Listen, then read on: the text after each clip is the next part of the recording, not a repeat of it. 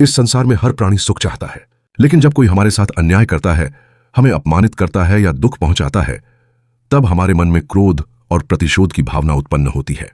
परंतु वही क्षण है, भाइयों और बहनों, जब हमें क्षमा का मार्ग चुनना चाहिए, क्योंकि क्षमा केवल सामने वाले को नहीं बल्कि स्वयं को भी मुक्त कर देती है।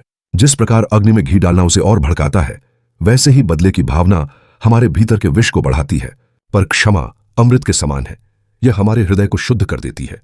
एक बार एक व्यक्ति मेरे पास आया। उसके मन में बहुत गुस्सा था। उसने मुझे अपशब्द कहे, यहां तक कि मेरे साथ बुरा व्यवहार भी किया। मेरे शिष्यों ने सोचा अब बुद्ध क्रोधित होंगे, उसे दंड देंगे। लेकिन मैंने मुस्कुराकर उस व्यक्ति की आंखों में देखा और कहा, भाई, जब कोई उपहार देता है और सामने वाला उसे स्वीकार नहीं करता, तो वह उपहार किसके पास रहता है? उसी के पास जिसने दिया। उसी प्रकार यदि तुम मुझे गाली देते हो, उसे मैं स्वीकार नहीं करता, तो वह गाली तुम्हारे ही पास रह जाती है।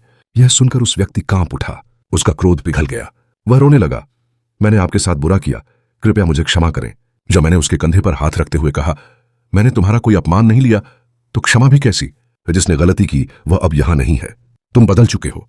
परिवर्तन ही सच्ची क्षमा है।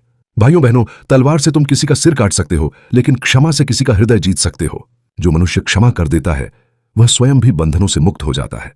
द्वेष तुम्हें जलाता है, बदला तुम्हारे मन की शांति छीन लेता है, पर क्षमा तुम्हें भीतर से प्रकाशमान कर देती है, आत्मा को परम शांति की ओर ले जाती है। अगर यह संसार क्षमा को अपना ले, प्रेम और करुणा को अपना ले, तो कोई युद्ध, कोई हिंसा, कोई बुराई शेष नहीं रहेगी। इसी क्षमा में, इसी दया में तुम्हारी विजय है। यही मेरा मार्ग है।